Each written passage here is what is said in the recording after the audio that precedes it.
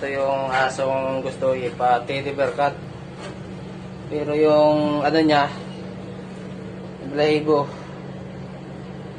bulbuhol. Ano siya?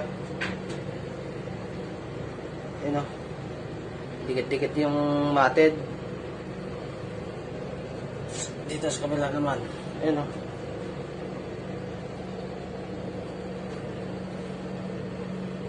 Gusto na may-ari, teddy bear cut. Tingnan mo na ang buhol niya. Nuts. Kabila din. Ayan siya. Matted. Yan ang before niya. Before. Ito yung before. Ito yung after niya. Yan. Kahit pa paano nagawa ng paraan. Ipantay-pantay yung buhok niya.